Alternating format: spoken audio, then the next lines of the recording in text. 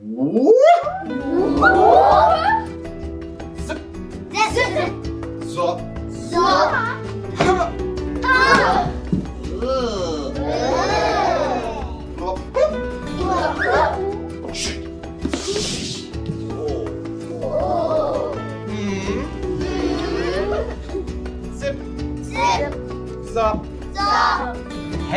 Hey. Huh? Huh? Wow. Wow. Today we began with looking at exploring different ideas within the dance curriculum, and an important aspect of that was exploring personal and general space. We began by looking at the terminology itself and then doing a free exploration of that.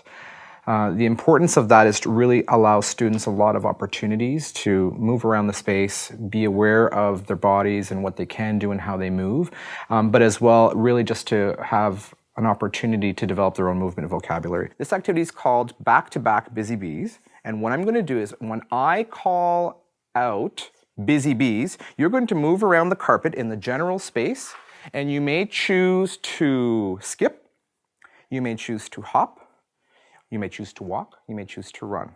Okay? General space means that you can use all the space around somewhere like a library or a computer lab, and personal space means like space all around you. And then I might say back to back, and I want you to stand back to back with the person closest to you. Are you ready? Ready? Students had the opportunity to travel around the space using a variety of different levels. They had the opportunity to choose a variety of means to travel around the general space as well. And back to back. And then it gave them a real great way to sort of isolate body parts as well. Very good. Now I might say elbow to elbow. What would you do? Elbow to elbow, knee to knee. It was a way for them to really connect so that it wasn't just a, let's move our knee.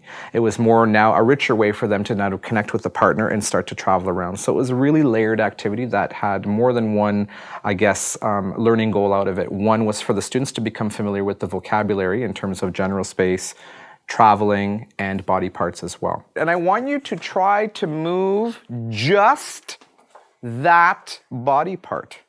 Let's try our shoulder. Just moving your shoulder in your personal space. Moving your shoulder. Your knee. Your hands. Legs. It was difficult to do to move your elbow but it makes your arm also move. When my leg moves, my feet moves at the same time too, so that's difficult.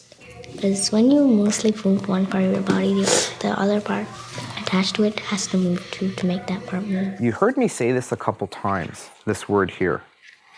The word's called isolate. Do you remember what that means? Just that body part. Just that body part? Move it. Exactly. And then I've got this one. Can we all say it together? Body part. Okay, and we've got a great list right here of all the different body parts that we've used this morning in our activities. So, boys and girls, I'm going to ask for your help because we're going to together create a Cinquain poem. The Cinquain poem has a pattern that goes 2, 4, 6, 8, 2. And we're going to create a poem using some body parts, but let's pick just one to focus in on. Let's do legs. Okay, I'm going to circle this one.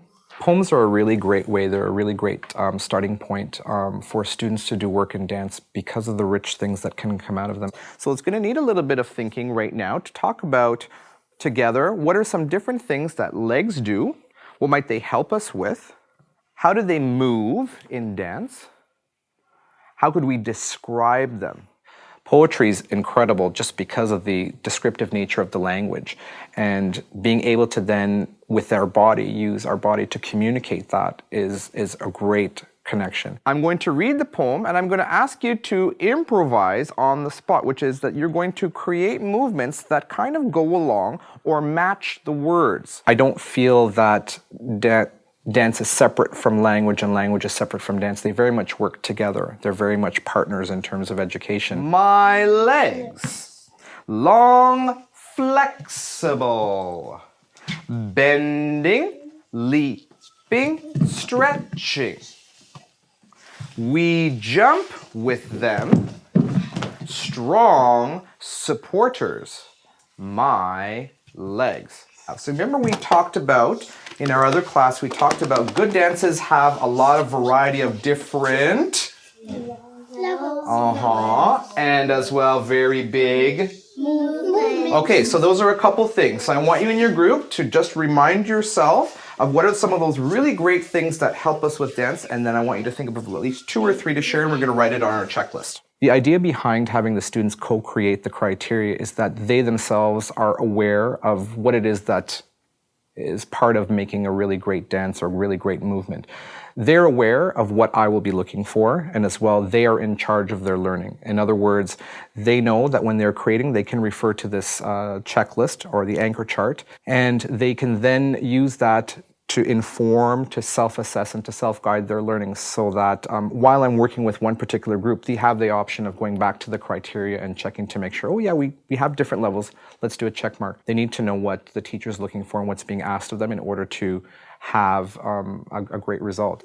My legs. You have to have some different actions, so we won't always do the same action every time. What are we doing? We went from a high level down to a low level. We changed our level from high to low. Okay. Different levels. Long, flexible. It's important that you to have big expressions because it will make the dance looks very real. So think about 2 things. I want you to work on 2 things. I want you to think about different formations as well as different levels. Okay. It has to have meaning when what you're dancing. Bending. Use a lot of Strong supporters. My legs. There's many different forms of assessment that can happen. I like to use a variety, such as the journal. The journal is a way of giving me information, which is a formative type of assessment. There are other types of assessments, such as co-creating criteria for their dances. I also assess both observationally and anecdotally. So as I'm going around, I may take note. Or I may jot down information about a particular student, how they're working with each other, or if they're grasping concepts as well. There are times when I do use rubrics for a culminating task, and that's important because it will reflect all areas of the achievement chart category. So students will demonstrate their knowledge, particular skill. They'll go through each of those, and I'll make sure that students are aware of what it is that I'm asking them beforehand when I'm doing an evaluative type of assessment. But in terms of assessment, it's regular and ongoing, and it'll happen on a daily basis. And assessment can be as simple as a side conversation, eavesdropping on groups working. It might be a student checklist, or it may be something that we co-create together. 3, 2, 1, and freeze. All right, boys and girls, come back to the carpet so that we can have a quick chat, and then I'm going to show you how we're going to use music next. Using the lummy sticks and incorporating music was really neat. It was important for students to have the opportunity to explore in-depth timing. That sometimes is a challenge at the earlier levels for kids to sort of count out 8 counts or 4 counts. And I sometimes layer on math in that aspect as well. In today's example, I used the 8 count where they created a shape. During the course of the 8 counts, I asked the students then to sort of each movement and then melt to the ground. So from 8 counts all the way down to when they were asked to melt to the ground. It was a great activity, and it was really one that helps to reinforce so that they can really begin to hear and internalize the timing. 7, 8. The dance when you stick together and connect it to the other person and you have a partner, that was fun. We're gonna do an activity to explore positive and negative space, and in particular, negative space. So I'm gonna need a volunteer. Come on up. Okay. So Molly, I'm going to ask you if you can make a shape. Whatever shape you like. A big, wide, open, large shape. Go. The negative space activity is a neat one. It's kind of a challenging concept for early learners to grasp. And sometimes what I have done in the past is layered it on with visual art so that they can really see the difference in terms of cutting out a shape and then showing that this is a positive shape and the shape that's left behind. Today I kind of drew it so that students could see very quickly the difference between the positive and the negative space as well. It's a very safe activity. Students could connect with their friends, but not necessarily having to worry about touching. Sometimes touch can be a concern in schools, and it's a culturally sensitive issue that we, as teachers, have to be aware of. So it's important that in exploring negative space, that it was really great for students to have their opportunity to do that. And again, always layering in all the different aspects that we're looking for, the fundamental concepts of the curriculum, such as the levels and the different elements, so using different body shapes, making sure that they're traveling around the space. We had to connect our bodies and the person had to make any shape, and inside of our bodies, all of that is positive space, and outside all around the shape is negative space. So the bee dancer had to connect to that negative space to make one big shape. I'd like to share with you this really, really great, awesome, amazing dance approach called Express Dance. And it's by my two choreographer friends, Alan and Karen Kaja. And that's going to be another word that we're going to add to our word wall, which is choreographer. Just like an author writes books or an illustrator draws pictures, choreographers create dances. Express dance is a technique and an approach that I use in classrooms with kids. It's very engaging. It's one way to really tap into students, in particular sometimes students that are a little bit more reluctant about moving and feeling comfortable about moving. When we go around the circle, it's really, really important, okay? Make sure that you do your action right away. Don't wait. It doesn't matter what your action is. It doesn't have to be a really great pirouette or anything fancy like that. It can be just a fast, quick movement with any sound. It's a really, really neat way to get kids focused. They're engaged right away. It's something where it's very improvised. It's not incredibly structured with the exception of having the circle. The nice thing about the circle is that it allows everyone to be visible. Everyone is included. And that everyone's contribution is shared. And in starting, a lot of it is teacher-led and teacher-modeled at the very beginning, where students can kind of think about some of the actions that I've done or movements that I've contributed in the very beginning, so that they can see what different actions are like. But it's very improvised and very quick.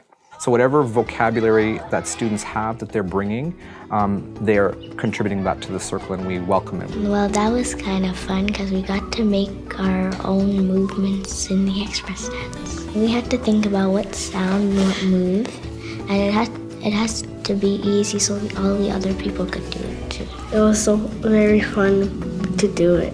Because we get to be in groups and we get to dance. Woohoo!